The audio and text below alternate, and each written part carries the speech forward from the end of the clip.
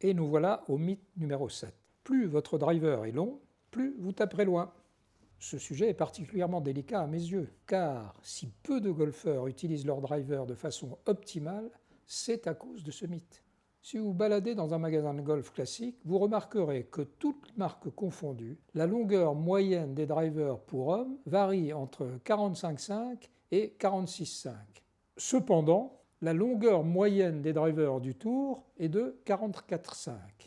Cela ne vous paraît-il pas étrange? Soyons clairs. Les meilleurs joueurs du monde, dont la capacité à être long depuis le tee est prépondérante dans leurs chances de gagner, utilisent des drivers qui sont plus courts que ceux que l'on tente de vous refourguer. Je vais vous raconter une autre histoire. Pendant tout le XXe siècle, jusque dans les années 1980, la longueur moyenne d'un driver homme était de 43 pouces et pour les femmes de 42 pouces. Est-ce que tout d'un coup, depuis les années 80, les êtres humains ont grandi de 3 pouces, c'est-à-dire 7 cm et demi? Évidemment non. Ce qui est arrivé vient simplement d'une volonté de vendre toujours plus de clubs chaque année, sur un marché saturé et surpeuplé au détriment du jeu de la très grande majorité des golfeurs amateurs. Tout le monde sur Terre est convaincu qu'un driver plus long signifie plus de vitesse de tête de club, et donc plus de distance. Le fait est que seuls les golfeurs pouvant bénéficier de plus de vitesse de tête de club avec un driver plus long sont ceux qui ont un désarmement très tardif des poignets, au grand maximum 25% des golfeurs. Le problème qui suit, et qui traite également de pourcentage, est lui beaucoup plus évident. Et il est vrai pour tous les golfeurs. Plus le driver est long, plus la probabilité de décentrer les coups est importante. C'est la raison simple pour laquelle la longueur moyenne des drivers joués sur le tour est dans l'ensemble de 2 pouces, c'est-à-dire 5 cm plus court que ceux que l'on vous vend à vous et à vos amis. Même les pros, avec leur technique affûtée, savent qu'ils ne peuvent pas être aussi réguliers et précis avec un driver plus long qu'avec le leur. Mon estimation, bien sûr c'est ici comme pour le reste Tom Wishon qui parle, basée sur plus de 25 ans de travail dans la recherche de l'adaptation des clubs et le club fitting, est que les drivers vendus sur le marché des clubs standards sont beaucoup trop longs pour 90% des hommes et 98% des femmes. Je vais vous dire qui peut réellement jouer avec succès un driver de 46 pouces 5, voire plus.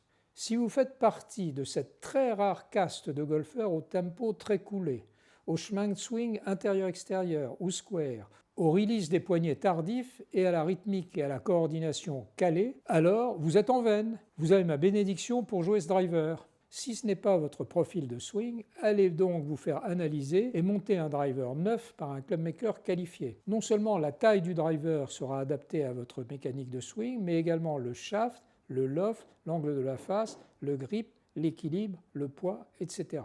Les pros du tour savent qu'ils ne peuvent pas jouer correctement un driver de la taille du vôtre de façon aussi régulière et précise que celui qu'ils jouent et qui est plus court. Croyez-moi, ils ont essayé. Ils connaissent l'importance pour leur compte en banque d'être le plus long possible et cherchent par tous les moyens de gagner 5 ou 10 mètres sur le tee. Ils savent aussi à quel point il est difficile de renflouer leur compte en banque lorsqu'ils ont à taper leur deuxième coup depuis le rough. L'ironie est que vous, amateurs, vous continuez à taper vos drives au talon, à la pointe, en slice ou en hook, dans les arbres, priant à chaque drive que vous allez sortir le drive qui marche, le drive que vous avez fait avec ce driver il y a 3 mois, qui est en moyenne 2 pouces plus long que les drivers joués sur le tour. Et malgré cela, vous pensez que c'est de votre faute. Alors comment savoir et déterminer la longueur optimale de votre driver? Un clubmaker compétent va déjà mesurer votre hauteur de poignet au rapport au sol pour déterminer une longueur théorique initiale de votre driver en fonction de votre morphologie. Ensuite viendra une analyse mécanique approfondie qui consistera à déterminer en fonction de votre swing et de vos capacités athlétiques la longueur optimale de votre driver.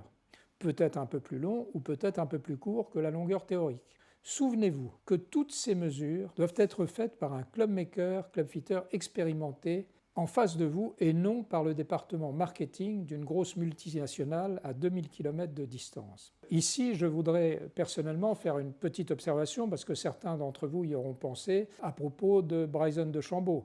Bon, il a commencé à taper des drivers qui faisaient presque 48 pouces de long, ce qui est le maximum autorisé. Là maintenant, il a un petit peu réduit. Bon, c'est très bien. En même temps, comme nous le savons tous, Bryson DeChambeau est quand même un extraterrestre.